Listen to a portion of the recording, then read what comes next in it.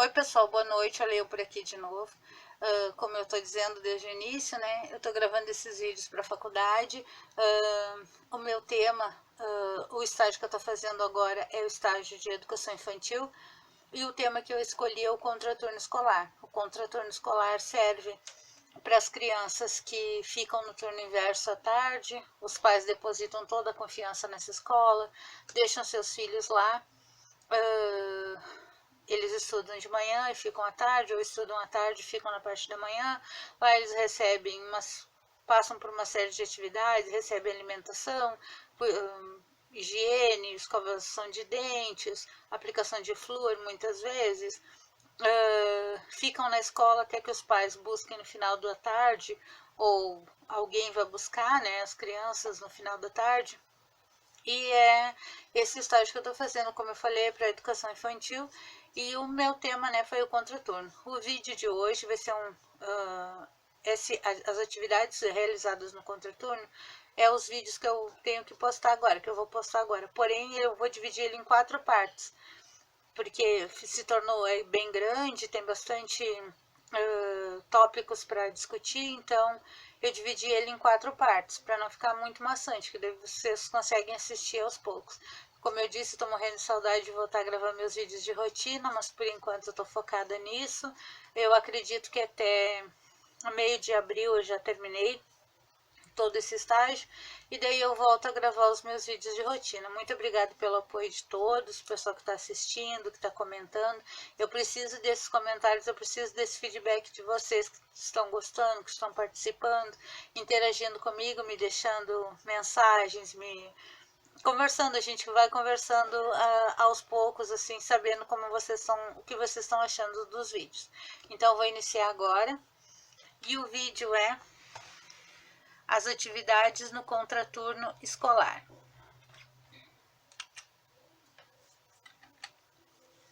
Você já desejou que seu dia durasse mais do que 24 horas, para que conseguisse fazer tudo o que precisa?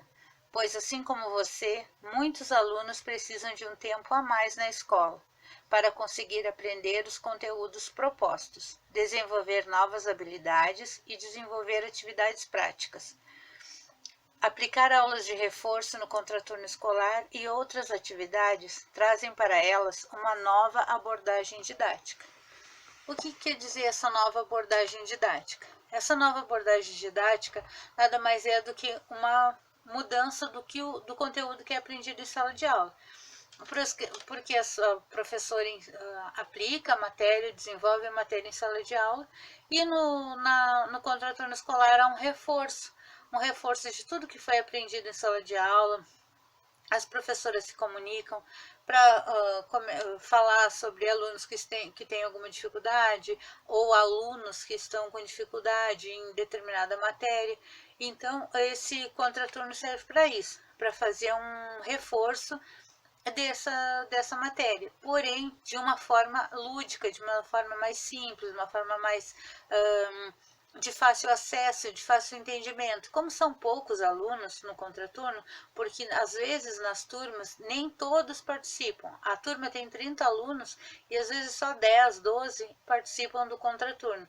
O resto só assiste a aula na parte da manhã e depois vai para casa no horário do meio-dia, ou vice-versa. Criança entra 1h30 e sai 5h30, não faz o contraturno na parte da manhã. Mas os que ficam, os professores conseguem dar esse atendimento melhor, mais individualizado. Então aqui eu vou fazer um complemento do que eu acabei de explicar para vocês. Eu vou fazer um complemento com uma leitura do livro. As experiências motoras vividas pelas crianças nas brincadeiras propiciam a identificação do seu próprio corpo e dos objetos, estabelecendo assim as primeiras noções de imagem corporal, condição fundamental para a descoberta do mundo exterior.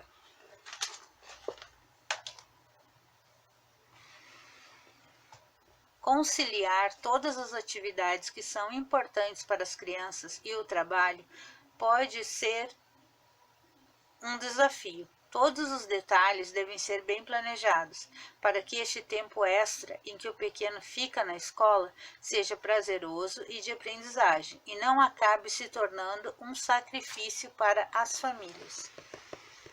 O tempo que essa criança passa na escola tem que ser agradável, tem que ser prazeroso. Eles têm que gostar de estar na escola, eles têm que comentar depois com os colegas, porque esse comentário que eles fazem em sala de aula, na volta, no outro dia do contraturno escolar, vai fazendo com que os outros se interessem também. E acabam pedindo para os pais, eu gostaria de ficar à tarde na escola, ou eu gostaria de vir de manhã para ficar mais com os meus amigos, para interagir mais com os meus colegas, e acabam participando dessas atividades realizadas na escola. Na pré-escola, a criança já apresenta mais domínio corporal e um vocabulário mais amplo, o que lhe garante desenvoltura na comunicação. Nessa fase, ela já compreende melhor a si e sua relação com o mundo. Por isso, há uma tendência a diminuir as atividades corporais. Evoluir em família é um desafio. Sentimos a necessidade de conciliar a vida profissional e o desenvolvimento das crianças. Neste processo, acabamos por abrir mão de algumas coisas que podem cobrar seu preço no futuro. As atividades realizadas no contraturno servem para fazer esse vínculo também com os pais, porque eles vão ter que, os alunos vão acabar falando o que acontece, os filhos vão acabar falando o que acontece no contraturno, e os pais acabam tendo que dar um reforço, dar uma ajuda, ler uma história, acabam ficando mais próximos dos filhos. Nessa idade, a criança está em pleno desenvolvimento psicomotor, experimentando ações que envolvem o esquema corporal, a organização espacial e temporal, a lateralidade, o equilíbrio e a coordenação motora. Por isso, os jogos e as brincadeiras devem continuar a ser valorizados na pré-escola. Nossa sociedade se torna cada vez mais competitiva e é preciso ter sabedoria para não transferir nossas aflições para nossos filhos. Por esse motivo, é muito importante escolher as atividades extraclasse. Aquilo que eu falei, o contraturno deve ser atividades prazerosas, onde eles sintam vontade de participar de todo o esquema, de querer ficar na escola, de querer saber o que está acontecendo. Isso acaba com certeza melhorando o rendimento escolar, principalmente dos pequenos, que ainda estão em fase de aprender uma coisa aqui, outra ali, desenvolver outras habilidades. Então, além das matérias de sala de aula, eles vão desenvolver outras habilidades. As atividades como danças, jogos que envolvam habilidades com bolas, cordas, arcos, saquinhos de areia, facilitam a evolução das possibilidades do corpo, ampliando o desenvolvimento psicomotor. A coordenação motora fina também deve ser desenvolvida e explorada, porém não com atividades mecânicas, como cobrir pontilhados com linha ou ficar horas amassando bolinhas de papel crepom, mas com aquelas que utilizam diferentes movimentos, como recortar, amassar, rasgar com o dedo rasgar com o dedo, pintar com os dedos e com pincéis, entre outros. Esse é um momento de, o contraturno é um momento de desenvolver novas habilidades, desenvolver outras atividades que as crianças não estão acostumadas, dá muita importância ao contraturno escolar. Desculpa, gente.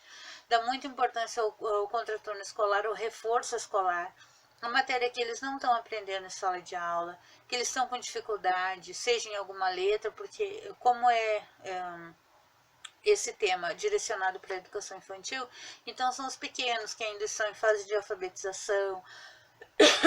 Desculpa, gente.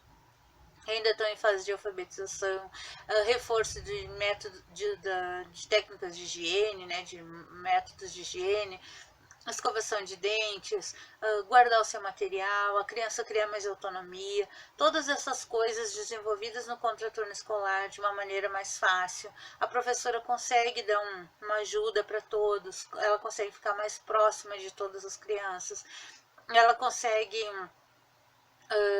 dar uma atenção maior, e principalmente para os pequenos, né, que é uma fase onde eles estão aprendendo tudo aos poucos ainda, estão, como se diz, aprendendo tudo mesmo desde o início, porque eles têm uma carga que eles trazem de casa, a gente sabe, coisas que eles já aprenderam em casa, mas eles precisam desse reforço, eles precisam dessa ajuda, porque é uma ajuda, como eles estão aprendendo ainda aos poucos, eles precisam dessa ajuda. Eu vou continuar aqui fazendo uma leitura sobre o parecer do CNE-SEB, Conselho Estadual, e o CNE, Conselho Nacional de Educação, número 4.200, que diz o seguinte: esse é o parecer do CNE. Espaços físicos e recursos materiais para a educação infantil. Os espaços físicos nas instituições de educação infantil deverão ser coerentes com sua proposta pedagógica, em consonância com as diretrizes curriculares nacionais e com as normas prescritas pela legislação pertinente, referentes à localização, acesso, segurança, meio ambiente, salubridade, saneamento, higiene, tamanho, luminosidade, ventilação, temperatura, de acordo com a diversidade climática regional. Cada escola deve se adequar todas essas exigências conforme as condições climáticas do local. As normas devem prever ainda o número de professores por criança, dependendo de sua faixa etária, entre 0 e 6 anos de idade, em consonância com o artigo 25 da LDB de 96, que é a Lei de Diretrizes e Bases da Educação. Os espaços internos e externos deverão atender às diferentes funções da instituição de educação infantil, contemplando ventilação, temperatura, iluminação, tamanho suficiente, mobiliário e equipamento adequado. Instalações e equipamentos para o preparo de alimentos que atendam às exigências de nutrição, saúde, higiene e segurança nos casos de oferecimento de refeição. Instalações sanitárias suficientes e próprias para uso exclusivo das crianças, local para repouso individual, pelo menos para crianças com até 1 ano de idade, área livre para a movimentação das crianças, locais para amamentação e higienização e espaço para tomar sol e brincadeiras ao ar livre. Brinquedos e materiais pedagógicos para espaços externos e internos, dispostos de modo a garantir a segurança e a autonomia da criança, e como suporte de outras ações intencionais. Recursos materiais adequados às diferentes faixas etárias, à quantidade de crianças, atendendo aspectos de segurança, higienização, manutenção e conservação. Organizar o ambiente do trabalho pedagógico, deixando a aula mais produtiva, com objetivos claros e recursos adequados ao desenvolvimento do conteúdo. Ao encontro dessa proposta, destacamos a palavra de Zabalza, de um estudioso, de 1998, a página 233. Ele fala o seguinte: o termo ambiente é procedente do latim e faz referência ao que cerca ou envolve. Também pode ter a acepção de circunstâncias que cercam as pessoas ou as coisas. De um modo mais amplo, poderíamos definir o ambiente como um todo indissociável de objetos, odores, formas, cores, sons e pessoas, que habitam e se relacionam dentro de uma estrutura física determinada, que contém tudo o que, ao mesmo tempo, é contido por todos esses elementos que pulsam dentro dele como se tivessem vida. Para o autor, a preocupação com o ambiente enfoca 4 dimensões que, mesmo distintas, relacionam-se. A primeira dimensão é a física, que define como aspecto material do ambiente a estrutura da escola, da sala, o mobiliário e os materiais que são dispostos dentro do espaço escolar. A dimensão funcional refere-se à maneira como o professor utiliza um espaço, como ele pensa na autonomia da criança e assim dispõe os objetos. Como exemplo, o canto da contação de histórias, muito importante no contraturno, o canto da contação de histórias. E seus recursos podem dar suporte a uma aula de teatro, que também é uma das atividades desenvolvidas no contraturno, de conversa sobre assuntos cotidianos e etc. Quando o professor organiza a rotina com seu planejamento, prevê um tempo determinado para as atividades lúdicas, para a higiene, para a alimentação e etc. Essa ação se constitui na dimensão temporal do ambiente, que, tão importante quanto as outras, auxilia na percepção do ritmo da turma como um todo e de cada aluno. E se o professor sabe que na hora da atividade de escrita ou de desenho, algumas crianças procuram terminar rapidamente, precisa prever como elas poderão interagir com os colegas de forma construtiva. Nessa perspectiva, os cantos pedagógicos têm a função de ampliar e dinamizar o estudo sobre os conteúdos. Se forem trabalhados aspectos do meio ambiente com os alunos, o canto da leitura pode oferecer um jogo da memória com diferentes ecossistemas e suas relações com a sociedade, ou um livro que conta a história da Amazônia ou dos principais rios do país. Por exemplo, para que as crianças percebam como o assunto faz parte do cotidiano.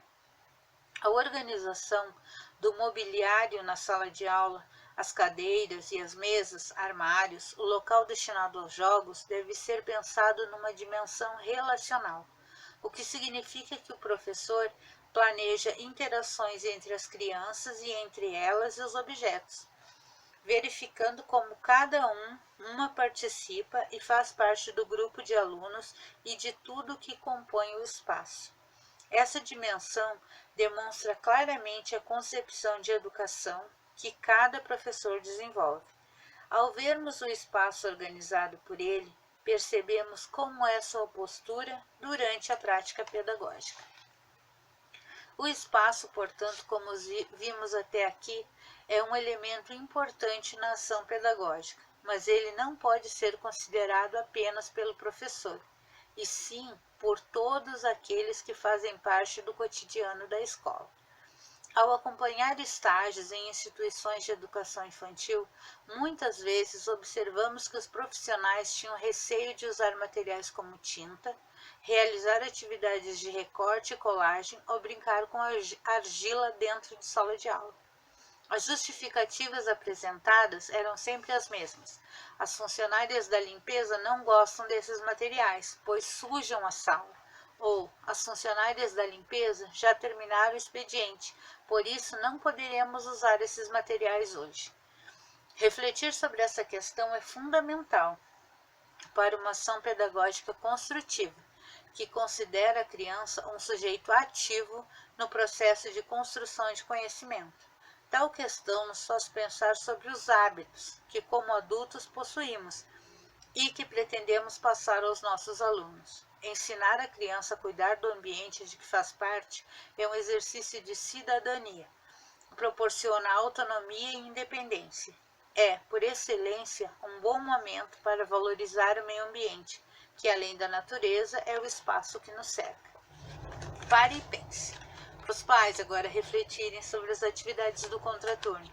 As atividades realizadas com pintura, massinha de modelar, argila e por aí vai. Que tal brincarmos muito e depois deixar tudo limpo e organizado? A gente já vai ensinando isso para as crianças, explicando para elas que depois que a gente brincar, a gente tem que organizar tudo. Além de facilitar o trabalho de quem faz a limpeza da escola, organizar os materiais, recolher o lixo, apagar a luz, fechar a porta, faz-nos sentir úteis. Quem cuida de si, cuida do ambiente, do outro e da natureza. É um gesto de afeto. Porém, pensar no espaço só da sala de aula é pouco. Uma escola de educação infantil possui muitos espaços. Há uma sala dedicada para a escola, outra para o maternal e uma específica para o berçário. Há também um lactário, onde se preparam as mamadeiras e outras pequenas refeições. além do banheiro para o banho, a higiene e a troca de fraldas.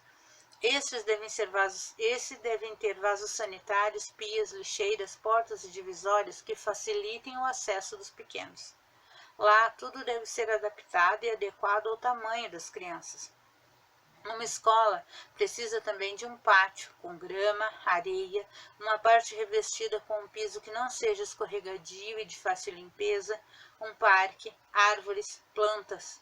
Um cantinho para fazer uma horta é um ótimo estímulo para a alimentação saudável, muito importante hoje em dia, onde as crianças comem muito industrializados. Além disso, é necessário uma sala para os professores planejarem o trabalho, um local para assistir a filmes e desenhos, um hall de entrada, próximo à sala da direção e coordenação pedagógica e, claro, a cozinha e o refeitório, o qual deve ser um local arejado, muito limpo, com materiais adequados e que facilitem o manuseio de panelas e utensílios. A criança e a autonomia. A ação pedagógica do professor pode envolver as atividades rotineiras como o almoço. Isso inclui servir os alimentos sem misturá-los, para que as crianças sintam o sabor de cada um e identifiquem suas preferências. E oferecer colheres para que elas comam sozinhas. Os pequenos aprendem na observação das atividades dos outros, pois o desenvolvimento da autonomia caminha junto com a formação da identidade. Assim, a criança precisa ser chamada pelo nome, ter acesso a espelhos, encontrar facilmente seus objetos pessoais, o que contribuirá na percepção de suas características individuais. Nos locais em que são penduradas as mochilas, pode-se colocar fotos e nomes das crianças, para que relacionem seus objetos à sua própria imagem. Na creche e na pré-escola existem materiais comuns a todos, como caixas de lápis, brinquedos, livros, mas também os de uso pessoal e individual, como os produtos de higiene, pastas de atividades e etc. Identificá-los com o nome e um desenho escolhido pela própria criança a ajudará a se situar em relação a essas diferenças e contribuirá para a formação de sua identidade. O autoconhecimento, desenvolvido ao longo da infância, garante à criança que se sinta mais segura ao ocupar seu lugar nesse espaço, que além de físico, é social e afetivo. O movimento como forma de expressão é um aliado no desenvolvimento das linguagens simbólicas. A partir de brincadeiras individuais e em grupo, as crianças criam e recriam regras, exploram espaços e essas ações ampliam o seu desenvolvimento motor e cognitivo. Nesse sentido, a arte do currículo da educação infantil tem um papel articulador, pois estimula as crianças a identificarem os recursos artísticos como forma de expressão criativa. Assim, a construção do conhecimento na educação infantil deve considerar o desenvolvimento integral das potencialidades das crianças, permitindo que interajam e se relacionem tal como são, expressando suas características de comportamento como atitudes colaborativas entre pares. Outros pensadores, Bacedas e Rouget e Solé, de 1999, na página 43, destacam a importância do equilíbrio pessoal e da capacidade das crianças de se relacionarem, apontando que o substrato que possibilita um bom desenvolvimento psicomotor, cognitivo e linguístico é a progressiva construção da identidade pessoal, a personalidade, juntamente com as capacidades de relacionar-se e comunicar-se com outras pessoas. Contudo, é bom lembrar que o ser humano constrói sua identidade durante toda a sua vida. As experiências e as vivências do cotidiano são relevantes e, aos poucos, ajudam a definir a identidade em diversas situações. As mesmas autoras abordam também que é importante entender que o eu e a personalidade infantil não são uma entidade que a criança tem incorporada ao nascer e que depois vai mostrar na relação com outras pessoas, e nessa interação vai sendo interiorizada. Neste sentido, o meio, através da interação entre as pessoas é um fator relevante no desenvolvimento pessoal da criança e de suas potencialidades. A construção da identidade nessa perspectiva passa por uma enorme possibilidade de ações pedagógicas que o professor pode desenvolver com os pequenos desde os primeiros anos. A seguir, vamos descrever algumas atividades realizadas. Eu vou continuar o vídeo depois dessa leitura. Essa leitura é uma leitura bem interessante, é um livro sobre educação infantil e complementando todas as atividades do contraturno. Eu vou gravar a segunda parte e já volto com vocês. Bom, pessoal, voltando. Eu vou iniciar agora a segunda parte do vídeo sobre as atividades do contraturno. Esse vídeo, como eu falei no início, foi dividido em 4 partes para não ficar muito grande. Então, a primeira parte é dividida em 1 e 2, a parte 2 em 1 e 2, a parte 3 1 e 2 e a parte 4 é só um vídeo. Então, eu vou continuar agora. O contraturno escolar entra como um aliado dessas famílias modernas, e é muito importante para o desenvolvimento físico, intelectual e emocional das crianças. Porque assim como os pais estão trabalhando, as crianças precisam que alguém tome conta, alguém que esteja próximo para ajudar com alimentação, com roupa, com objetos pessoais, com higiene. Então é muito importante para as crianças terem esse apoio no contraturno escolar. É lá que elas vão encontrar esse apoio, essa organização, essa orientação. Atividades lúdicas que envolvam áreas psicomotoras como a percepção, que é definida como a capacidade de reconhecer os estímulos recebidos e está ligada à atenção, à consciência e à memória, a coordenação motora, área que possibilita a harmonia dos movimentos e também a orientação ou estruturação espacial e temporal, que é importante no processo de adaptação da criança ao ambiente, já que seu corpo ocupa o espaço. A orientação espacial está relacionada à consciência, à memória e às experiências vivenciadas pela criança. Nessa fase de adaptação, onde as crianças estavam só em casa com os pais, educação infantil, são os pequenos, vão começar a entrar no mundo da escola, no mundo de tarefas, de coisas para fazer, organizados, o contraturno entra como um aliado para esses pais, para essas famílias modernas. As famílias buscam parceria na escola para otimizar o tempo e a rotina diária de seus filhos. Aquilo que eu falei, os pais precisam continuar o trabalho durante o dia, precisam que tenha alguém que consiga orientar os filhos nesse momento, né, nesse período que eles estão trabalhando. Então o contraturno está aí para isso, para que os pais se sintam tranquilos em saber que seus filhos estão num lugar onde eles conhecem, às vezes até já estudaram na mesma escola.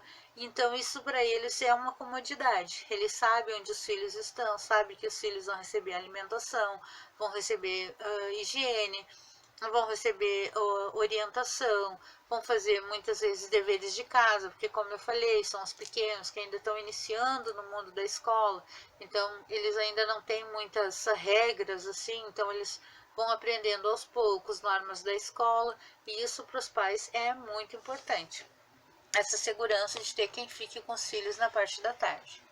Sabemos que os pequenos ficam empolgados em saber das atividades desenvolvidas no contraturno. Então, é tempo de pensar no que a escola tem a oferecer nesse período. Os pais precisam pensar que eles vão deixar as crianças lá, mas precisam saber o que está acontecendo nesse período que a criança está lá na escola. Eles precisam saber que atividades são desenvolvidas, o que isso vai trazer de bom para o seu filho. E principalmente essas atividades motoras, porque hoje em dia, essas atividades práticas, hoje em dia as crianças passam muito tempo na frente do celular, na frente da televisão, inclusive os bem pequenos. Eu já presenciei caso da criança estar chorando e a mãe tirar o celular da bolsa e dar para a criança mexer, para a criança fica quieta, para a criança não chorar ou não ficar falando isso e aquilo. Então a gente vê casos e a escola está aí para tirar isso, esse estigma do celular e da criança que fica somente na frente do celular. Convide as crianças para um passeio pela escola. Logo no início, questione-os quanto ao reconhecimento do espaço coletivo e sugira regras como não interferir nos movimentos dos outros, adequar-se aos movimentos dos outros, brincar em um espaço compartilhado, passar pela sala ou pelo pátio sem bater nos colegas ou nos objetos, formar círculos pequenos ou grandes e formar trenzinhos, caminhar pela escola com trenzinhos. Essas atividades são interessantes porque todo o processo físico da criança está se desenvolvendo, eles são pequenos ainda, muitos às vezes caminham há pouco tempo, tem 2, 3, 4 anos, até 5, 6, 7, tem coisas que eles precisam interagir com os outros colegas, com outros professores, e no contraturno eles conseguem desenvolver todas essas atividades de uma forma mais individualizada. Um professor capacitado pode significar menos tempo para que o aluno melhore suas habilidades e descubra novas, contando ainda com atendimento individualizado. O que eu falei, um atendimento individualizado, onde a criança vai poder expressar o que está sentindo, dizer o que está sentindo e ter atenção daquele professor que está lá com ela no momento. Isso é muito importante para a segurança dos pais que vão deixar seu filho a tarde inteira na escola, ou amanhã o dia todo, né? Porque eles vão ter o horário normal previsto em lei e vão ficar o outro turno na escola. No parque, você pode estimular a percepção de paisagens. Caso esteja chovendo ou não haja espaço voltado à natureza na escola, utilize imagens para esse trabalho. Faça com as crianças movimentos inspirados nas imagens propostas. Explore os sons do corpo, como os produzidos pelos aparelhos respiratórios, ou os sons do meio externo, como a rua, imitação de carros, outros sons que eles possam escutar no momento que ele estiver passeando pela escola, desenvolvendo essas atividades práticas. Começamos no contraturno por atividades extras que não são populares para ele, mas necessárias, principalmente se essa criança tem dificuldade em sala de aula. Aí já falando dos um pouco mais velhos, 6, 7 anos, que ainda estão em fase de alfabetização.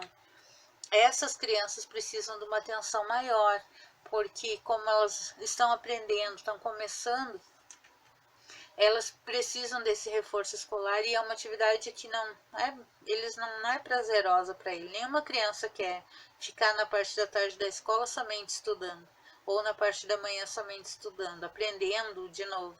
Então essas atividades de reforço escolar têm que ser desenvolvidas através de outras técnicas, de outras formas, como eu acabei de falar, passeios pelo parque, passeios por uma praça, até mesmo dentro da escola, em dias de chuva, onde eles possam observar outros tipos de clima do que está acontecendo naquele dia em particular.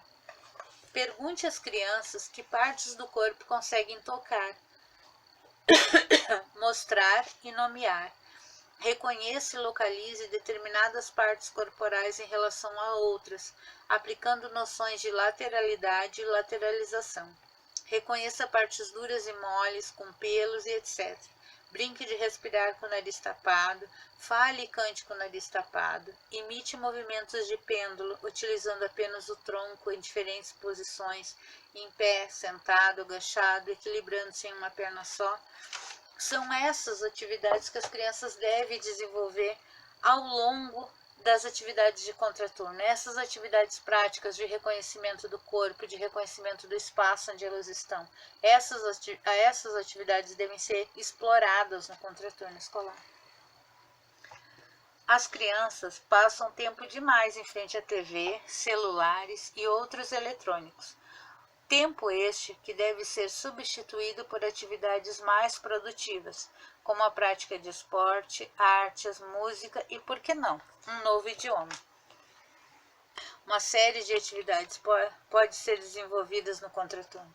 Uma série, seja dança, música, teatro, pintura, um novo idioma, uma aula de uma coisa que eles nunca fizeram, como street dance, uma aula de skate, uma aula de grafite, coisas diferentes para que proporcione um aprendizado novo. Utilize instrumentos musicais como tambores, flautas, cornetas, latas, pandeiros, chocalhos, violão, alguns deles construídos com sucata e outros de brinquedo. Estimule as crianças a explorarem sons dos instrumentos e em seguida movimentarem o corpo de acordo com os sons produzidos, em diferentes posições, sentado, em pé, agachado. Após deixar as crianças brincarem com os instrumentos musicais livremente, cante músicas conhecidas por elas, como cantiga de roda. A partir das canções, inicie as brincadeiras de roda. Todas essas atividades desenvolvidas por eles, atividades feitas por eles. Agora eu vou fazer uma leitura sobre a família e a instituição na educação infantil, que é uma coisa que vem a complementar essa parte do vídeo. Educação infantil igual a família mais instituição. O que a legislação define para essa equação? A responsabilidade da educação das crianças pequenas é da família e do Estado. Porém, ainda há grandes equívocos e dúvidas a esse respeito, o que deixa muitas lacunas no processo do desenvolvimento infantil.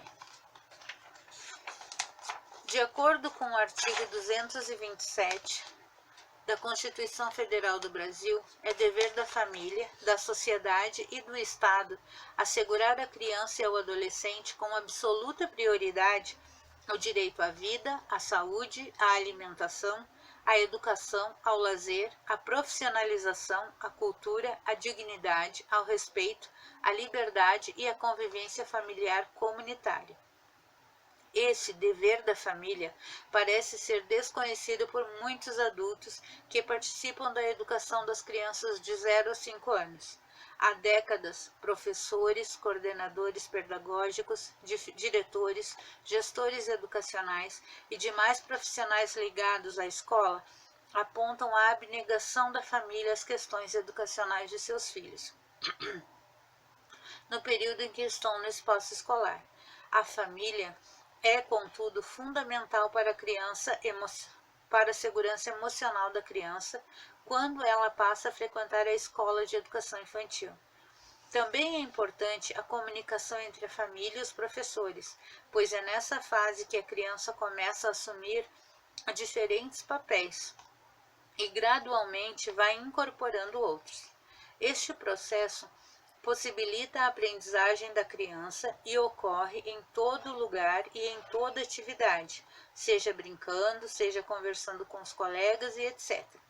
Essas primeiras interações que ocorrem na escola levam a criança a perceber que ela pode discutir com um colega a posse de um lápis ou brinquedo, e a aprender que na escola e em casa ela tem de tomar determinadas atitudes, que se tornam hábitos como guardar os brinquedos. Nesse sentido, Bacedas, Rouget e Solé, de 1999, na página 282, confirmam que precisa ficar claro que a escola e a família são contextos diferentes e que nesses contextos as crianças encontrarão coisas, pessoas e relações diversas.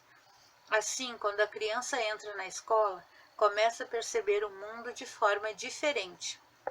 Outro aspecto sobre a criança na escola de educação infantil, que envolve a relação com a família, é que nem sempre existe concordância entre as duas instituições, escola e família, quanto à educação dos pequenos, como o acesso aos programas de televisão e a reflexão sobre os temas e assuntos que sejam coerentes e adequados às necessidades das crianças. Nesse sentido, As pensadoras destacam que os meios de comunicação cada vez mais acessíveis e avançados, os programas de televisão e os temas de jogos eletrônicos são, por vezes, assuntos contrários aos abordados na escola, o que se torna mais um desafio na educação das crianças. Sabe-se que as condições sociais das famílias influenciam na percepção de suas responsabilidades perante a infância. Situações como trabalho infantil, abandono, privação cultural, más condições de higiene pessoal, sanitárias e alimentação, falta de tempo para reflexão sobre valores e o convívio em sociedade, entre outras tantas, servem de obstáculo do processo de desenvolvimento e aprendizagem infantil. Bourdieu, citado por Portela e Franceschini em 2008, na página 37, discute essa problemática apontando que os relacionamentos humanos possuem múltiplas facetas, pois cada um de nós desempenha na vida uma enorme variedade de papéis, muitos dos quais com alicerces na dinâmica familiar individual. Papel de pai, mãe, de filho, avó, irmão, irmã, papéis que são determinantes no desenvolvimento tanto afetivo quanto físico. Nessa perspectiva, é importante você refletir sobre o sucesso de tantos outros papéis que o sujeito exercerá durante a sua vida. Para Bourdieu, grande parte dos papéis que a criança vai desempenhar durante a sua vida depende muito do sucesso ou insucesso de suas relações familiares. E poder investir nesse sistema é então desenvolver meios eficazes de atuação em vários outros sistemas, entre eles a escola. Neste sentido, a aprendizagem requer condições favoráveis por parte da família e da escola. Em seu trabalho pedagógico, Bourdieu ainda destaca aspectos relacionados à aprendizagem, e nessa perspectiva aponta que a falta de atenção, de concentração no processo de aquisição da leitura e da escrita, bem como nos processos matemáticos e de organização no tempo e no espaço, parece implicar a inclusão das instituições e principalmente a da família. O que as políticas públicas e a educação têm a ver com tal realidade? A Constituição Brasileira, de 1988, aponta uma mudança na educação infantil, que passou a ser um dever do Estado e o direito da criança. Tal concepção de infância está direcionada para uma ação pedagógica, que considera a criança como um ser histórico e social, contrária à educação compensatória, que responsabiliza a escola pela resolução de problemas sociais como a miséria. A educação infantil passou a ser subordinada à área da educação, o que representou um significativo avanço na superação de seu aspecto assistencialista. Isso porque a Constituição, ao definir que o dever do Estado para com a educação será efetivado mediante a garantia de, entre outros, atendimento em creches e pré-escola às crianças de 0 a 6 anos de idade. Possibilita a obrigação para o sistema educacional. Porém, o caminho construído pela descentralização e municipalização do ensino encontra outras dificuldades. O Estado, que deveria passar aos municípios recursos justos para o desenvolvimento da educação infantil, nem sempre o faz de maneira correta, dificultando assim a qualidade da educação pública. Por isso que a gente vê hoje em dia as escolas prontas, mas não tem professor, não conseguem pagar professores para que esses atendam as crianças, né? Não conseguem fazer concurso para que os professores venham assumir essas salas de aula. A Constituição também aborda algumas questões a respeito da problemática do atendimento educacional da criança. No âmbito da educação, os municípios têm mais responsabilidade no que se refere ao ensino fundamental e à educação infantil. Em seu artigo 211, parágrafo 2º, a seção sobre educação determina que os municípios atuarão prioritariamente no ensino fundamental e pré-escolar. Neste sentido, 18% da receita dos impostos da União são destinados ao ensino, além de 25% dos impostos do Estado e dos municípios, em conformidade com o artigo 212. O artigo 209 define que a iniciativa privada deve seguir o cumprimento das normas gerais da educação nacional e a autorização e avaliação da qualidade pelo poder público. Nessa perspectiva, as instituições de ensino infantil devem ser supervisionadas e fiscalizadas por órgãos oficiais. A União, os Estados, os municípios e o Distrito Federal têm a responsabilidade de proporcionar os meios de acesso à cultura, à educação e à ciência. Isso está no artigo 23. E, inclusive, legislar sobre educação e proteção à infância. A Constituição de 1988 garante direitos específicos ao cidadão ao incluir a licença gestante de 120 dias, a licença paternidade e a assistência gratuita aos filhos e dependentes desde o nascimento até os 6 anos de idade em creches e escolas. Esses direitos proporcionam à família, e principalmente à mãe, mais tempo para se dedicar ao desenvolvimento afetivo dos bebês. A creche e a pré-escola, como instituições educativas, foram finalmente reconhecidas como parte integrante do sistema educacional brasileiro.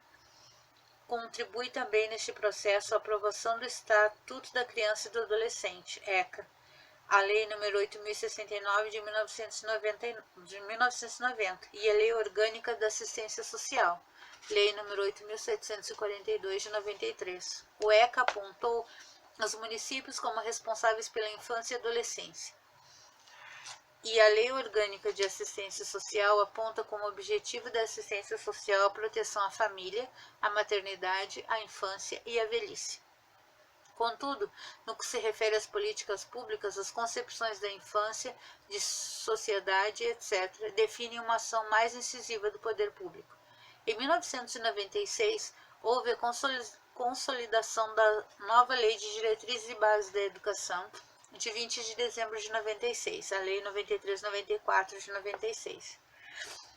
A lei estabelece as DCNEI e tem por objetivo apontar práticas de educação, cuidado no planejamento e também a implementação das propostas pedagógicas de creche. O oferecimento do contraturno entra nesse quesito, porque se precisa ter verba para manter um contraturno escolar em turnos opostos, para manter o contraturno nas escolas públicas. A partir da promulgação da LDB, a educação infantil passou a ser destinada às crianças de até 6 anos de idade, com a finalidade de complementar a ação da família e da comunidade, objetivando o desenvolvimento integral da criança nos aspectos físicos, psicológicos, intelectuais e sociais. Segundo essa lei, compete aos sistemas municipais de ensino a institucionalização da educação infantil, com seus respectivos territórios, para que as creches e escolas se enquadrem no prazo máximo de 3 anos, artigo 89, nas normas estabelecidas por ela, isto é,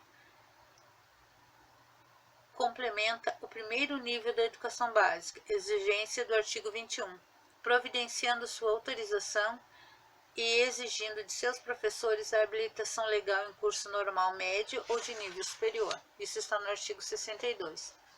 A educação infantil foi organizada em duas modalidades, apontadas na LDB de 96, sendo que a primeira é direcionada a crianças de 0 a 3 anos de idade, que pode ser oferecida em creches ou entidades equivalentes, e a segunda para crianças de 4 a 6 anos de idade e deve ser oferecidas em pré-escola.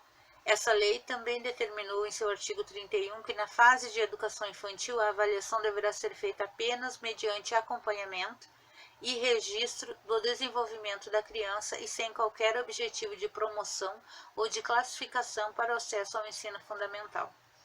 A partir da LDB de 96, garantir um espaço pedagógico que articule cuidados e educação às crianças de nossas creches e pré-escolas apresentam muitas dificuldades no seu processo de aprendizagem, não apenas aspectos afetivos. Muitas vezes as crianças se mostram desligadas da aprendizagem, por não conseguirem organizar vínculos com o processo, e nesse sentido o educador fica perdido ao buscar soluções para isso. Mello 2008, na página 49, reflete a esse respeito. Aprender, conhecer, investigar, saber. Necessidades culturais, pulsões, hábitos familiares, por que crescer e aprender? Às vezes é tão difícil e conflituado. A autora aponta alguns elementos que iluminam caminhos para a resposta a essas reflexões, descrevendo que muitas vezes o conhecimento torna-se invasivo para as crianças e adolescentes. O conhecimento novo não é visto como interessante, belo e misterioso, mas sim como invasivo e assustador. O ambiente não é confiável o bastante para permitir que novos elementos se apresentem alterando sua rotina. Para atender às necessidades da realidade afetiva desses educandos, o pensador sugere que o educador seja pacientemente auxiliar a criança e seus familiares. Deve ser pacientemente auxiliar a criança e seus familiares a lidar com novas situações, estimular aos poucos a construção do conhecimento como constância e repetição até que ela tenha segurança e se desperte para o estudo. Assim, o professor deve entender que a atual qualidade familiar, que não se restringe apenas ao núcleo pai, mãe e filhos, sugere outro tipo de tratamento. A autora destaca ainda que a transformação das famílias pede uma adaptação por parte da criança, pois essa transpõe os sentimentos envolvidos na mudança de sua rotina para a escola e demais contextos de sua realidade. Essa foi a leitura feita dessa parte do vídeo. Espero que vocês tenham gostado. Fiquem comigo até o final. Amanhã vai ter a parte 2, que também vai ser dividida em dois vídeos. Fiquem com Deus, um beijo, até o próximo. Não se esqueçam de se inscrever no canal, ativar o sininho e compartilhar com os amigos. Um beijo, até o próximo.